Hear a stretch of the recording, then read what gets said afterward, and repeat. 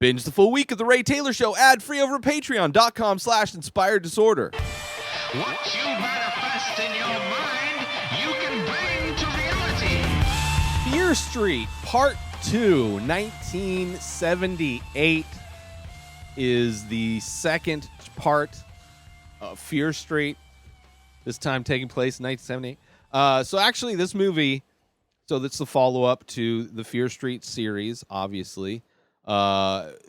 This movie takes place majority of the time 1978, which is the year that I believe Halloween came out, kind of a big year for, you know, that time. The Friday the 13th came out 1980. So just 2 years after this kind of time. So this is taking place most of the time at a camp slasher horror film. But the series of movies that were adapted from books is the through line is this witch that cursed the Shadyside. There's these two rivaling towns, Shadyside and Sunnyvale, and which is again part of this camp. You know, the people from Sunnyvale in this camp are, you know, generally the bullies. They're the wealthy part of town, where Shadyside is the cursed side. It's where, you know, everybody from Shadyside ends up getting possessed. And every so often, there's this crazy killer that goes on a massacre, which in part one was the skeleton face killer. Was the killer from the first one. But then it also, because this has been part of Shadyside for a long time, since I guess the first part is 1666 or something like that. So for hundreds of years, this well-known story of the town, this witch who was executed. So the through line is that these monsters are being created, being possessed. These people are being possessed and turning into these horror monsters. And they come back. So you get to see some of them. It's fun. This franchise is fun. It's a fun, you know, obviously tomorrow I'm reviewing Friday the 13th, another camp-based horror film. My favorite sleepaway camp-based horror film. You're getting a lot of those elements in this film, but also like the witch possession thing as kind of the through line narrative. You're having scenes from the 90s where those kids went to go find C. Berman because she was the only person to survive. So this is the story of her surviving that night at camp, which is crazy, which is great, right? It's a fun movie. It's got its scary moments. I have some problems with it, which I think were present in part one, but were really felt in part two.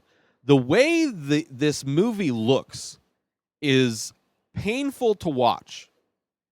First off, it's so dark. So dark.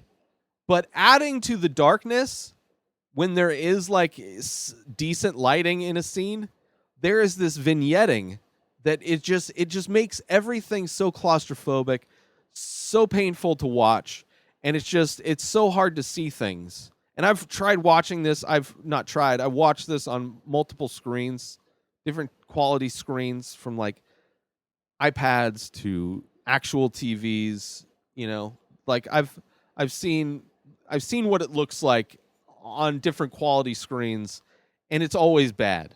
It's just painful. So I don't like that. I don't like the way it looks. It's also like modern. I've been watching so many horror movies, and one thing I love about the classic horror films is like they allow things to happen. It's not like super fast cuts. Like this one, it hides all of, like there are some crazy gore scenes, like getting chopped in the face with an axe, you know, which from Friday the 13th. There's references to, I'm sure, a bunch of horror films throughout this thing. Stephen King's brought up the kids at the camp There's one of the main characters, Ziggy, or Cindy. Which one's which? Is in love with one of the counselors. Not in love with, but there's a romantic thing between one of the, and they're like, she's the oldest one to be a camper, and he's the youngest person to be a counselor, and he's also the guy who grows up to be the sheriff, and she grows up to be the person who survived, or the sister. Maybe the sister. Gillian Jacobs plays the older C. Berman, the one who survived this camp thing. So it's like, that part of it I enjoy. But this movie what I would have loved to see with this movie is taking the opportunity. You're doing a movie set in 1978. Would have been to have the camera work and the way it's directed, to feel more like those classic horror films, where they just like let scenes play out, and not like super heavy editing. Like, so much of what happens, like, people will be like stabbed, and it'll seem like super graphic, because it'll be like close up knife going into somebody, but it's all silhouettes. You're not seeing there's no detail in, like, they're just hiding everything. I mean, it's all in dark anyway. Like, that's the thing with the classic horror films, is even if it was nighttime, you could see everything. There wasn't this heavy vignetting. This wasn't like just shaky camera, like trying to film it like it's an action movie, rather than film it like it's just like a horror movie. Like, you got to take time and build. It's like somebody that was fan of Michael Bay, like that kind of like just constant action aesthetic. Camera's always got to be moving, got to have fast cuts. It's like, that's not what horror is. Horror's slow. You got to slow build. You got to let it breathe. You got to let people see stuff. Like, if you're going to be gory, but show it. Don't like hide it. Don't make everything silhouettes like this one does. So I had some problems. It was tough to watch. The overall story is fine. You know, it's good. I enjoy it. Like, the storytelling, the complexity, the through lines. I'm sure the book series is a lot of fun. It deals with the witch. Obviously, is still a part of this. The hand of the witch, which you see is, underneath the camp, is like these hidden tunnels that were created by these witches, and that's actually where like the villains hide. All the monsters, they hide in those tunnels. So that's cool. That aspect of that is really cool.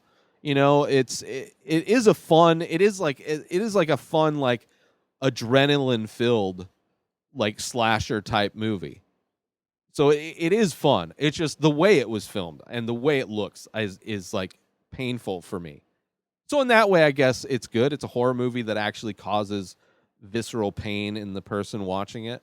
I just think it was just over stylized. Where if they had taken an approach where if they had filmed it like one of those classic, the way they were filmed back then, I think that would have taken this movie to the next level. The next level. Just have those long shots. Just locked off long shots. Maybe some panning here and there. Have people act. Like but it's trying to be actiony. I mean, this thing opens up once we get to 1978, because it starts off in the 90s, and then C. Berman tells the story to the kids of how she survived. A little over 4 years ago, I started The Many Faces. It's an ongoing series of abstract ink portraits. Each piece is improvised. Each piece is released daily.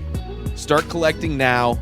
Head on over to inspireddisorder.com/TMF. That stands for The Many Faces. And save yourself 25% when when you use coupon code RTS. That stands for The Ray Taylor Show, because that's what you're listening to, and I love you. So I want you to save 25% when you use that coupon code. Head on over to inspireddisorder.com/TMF and use coupon code RTS to save 25% when you start collecting one of over 1,600 original ink paintings. By myself, I made them. Support me. I love you. Back to the show. And this one starts with her running away. One of our main characters running away because the campers want to light her on fire. They want to see if she's a witch and light her on fire, which has a lot of Stephen King vibes to it. Like, Stephen King writes bullies the best. And this one felt like it was trying to do a Stephen King-esque, like where the bullies are really crazy and like homicidal crazy. This one kind of touches on that. There's also the Stephen King references because she's being bullied by these people. She wants to get them back by dumping a bucket of blood on them, like from Carrie. Not the movie, because the movie hadn't come out yet. Like the book, which, they have a connection of the Stephen King books. So that's, it's an interesting vibe. But like that scene is like so actiony. She's running away and like, I don't know. It's just like, take the action out of the horror movie. We don't need to, like, those two genres. I mean, it can be done well. Like, there's some fun zombie movies that are action. Sure, that can be done well. But, like, don't forget that, a nice, slow horror film is amazing. And, like, I don't know. I would have enjoyed that energy more than what they gave us. Still very heavy on the Shadyside versus Sunnyvale. They were split up, red versus blue. Obviously, the conservatives got the red, and the Shadysiders got the blue. It's really hitting hard on that continued split and divide in that town of the haves and have-nots. You have a nurse whose son, died as part of one of these tragedies that have happened in these towns, of these possessions. And she's been trying to look for the witch's hand so she can end the curse. And her notebook becomes, like, she ends up trying to stop Billy, because one of the kids ends up being possessed and becomes the axe killer that we saw in the first movie that has the burlap sack on his face. We get to see the origin of how that burlap sack became his mask. I thought that was an interesting aspect of this movie.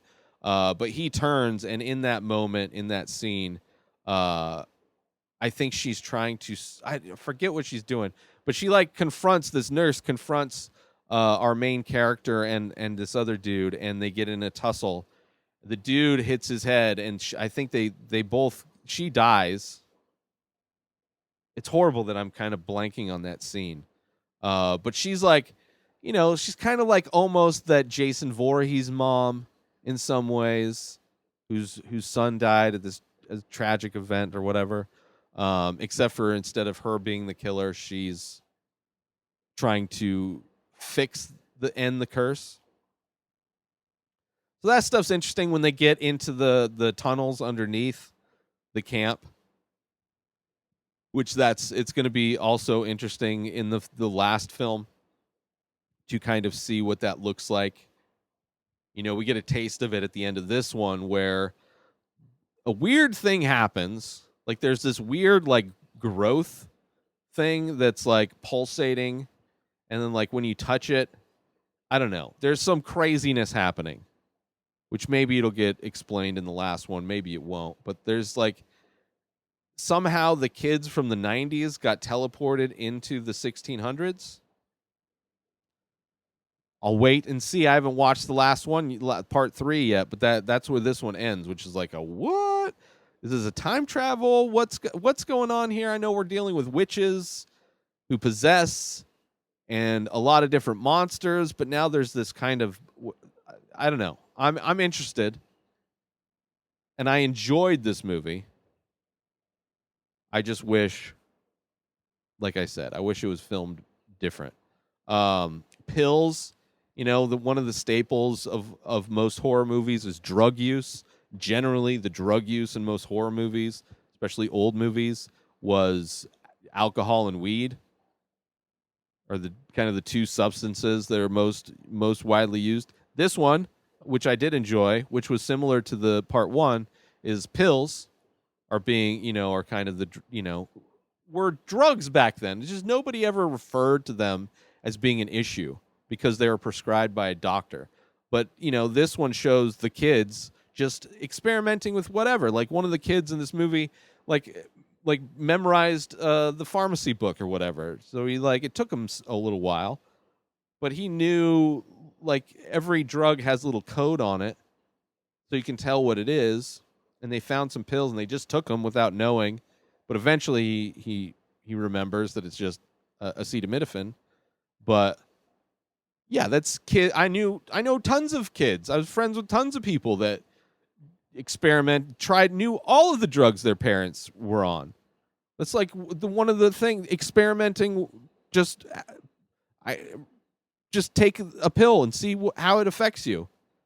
Just not knowing anything about what it is or what it does. That's a reality that a lot of kids had growing up. So I enjoy the fact that it's an aspect of this movie, that pills are being acknowledged as a drug that kids take and experiment with. It does have one thing I don't like. I don't mind the witches thing, but it's and I've seen this in other witch-related horror movies, is this idea that witches worship the devil. And my understanding is that being a witch or a Wiccan doesn't have anything to do with Christianity. It's like being in the Star Wars universe but also assuming that Dumbledore is out there. Right? It's not like the devil only exists if you believe in, the Christian religion. And if you're a witch, you're not going to the devil doesn't exist. That character doesn't exist in your reality. But in a lot of horror movies, the witches worship the devil. And this is a similar thing that this movie does, which I'm not a fan of. I'm not a fan of movies that have to have some kind of Christian tie-in. They don't have to do we don't have to have a devil in everything. Cuz that stuff's not scary. I don't believe in it. So it's I'm just kind of tired of that whole narrative anyway. The Christian narrative. I've had enough of it in my life. I don't need it to be seeped into my horror movies. But, I guess it does make for a good tool for horror movies to use, I guess. It's an easy out to have somebody worship the devil or be possessed by the devil. Because evil can't come from anywhere except for the devil. But yeah. Fun. So a lot of face chops. Kind of definitely some brutal scenes, but a lot of it is just so dark you can't see anything. So it's he's chopping somebody in the chest with an axe, but you're not really seeing it. I don't know. It feels like it's trying to have its cake and eat it too. It just didn't work. The counselor that, kind of saves the day ends up being the cop in the first movie where he shoots the kid in the mall. This movie actually ends, doesn't end, but towards the end, in the 90s, they go to the mall because there's a tree in the mall where the hand is buried. They they found out where the hand is buried through her telling the story to the kids. But yeah, it's good. It's not. I enjoyed the first one more. Of course, this one has music from the time period as well. But you know, the '90s. It's so much easier to capture the '90s in a soundtrack because like music from the '70s and '80s is like so overused for so much stuff. You know, especially the '70s. It's it's so ubiquitous for everything. It doesn't necessarily like you hear a bunch of '90s songs. It's like, oh, that puts me in the '90s. That's not just like a war movie where they're just using CCR, or with Zack Snyder. Zack Snyder puts CCR in like all of his movies, which never feels right. Because that, I guess it does in some ways. That music does put you in a time and place, but I don't know. I enjoyed the first one more. This one was fun. I was excited to see what they did with the horror camp thing, slasher, and it wasn't bad. Like I said, way too dark, way too much vignetting. It's just painful to watch.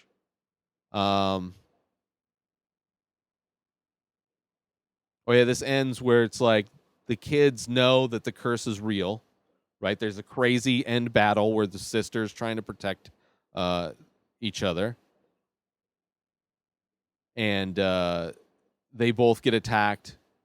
The counselor is able to save her. That's how she survived. He did CPR on her. Was able to save her. And as she left, she's trying to tell him that the curse is real, and he wasn't buying it. He just told them, it's like, Billy went crazy. He turned, and or Tommy. I mean, Tommy just went crazy and just started killing people. Although by the time the '90s roll around, he acknowledges that it happened again, because that's the note that was left that started off this movie. So I don't know, kind of interesting. I'm excited to see how it all wraps up in the last movie. I hope it sticks the landing. That one seems like it's going to be possibly my favorite of the three. But this one, a little disappointing. It's still good, but it's like, there's just like some little tweaks that would have made it so much better. But anyway, that's Fear Street Part 2, 1978. It's on Netflix. Go watch it. It's going to be, once you get through all three of them, it's going to be worth it. That's what I'm telling myself. It was fun. It was just a little disappointing. Whatever. I said, how many times do I got to say the same thing? New episodes of The Ray Taylor Show come out every single day. Subscribe on IGTV, YouTube, and everywhere else podcasts are found. Binge the full week ad-free over at patreon.com/inspireddisorder. Buy Ray Taylor Show merch over at inspireddisorder.com. And follow the show on Instagram at Ray Taylor Show. Have a wonderful day, everybody. Peace out!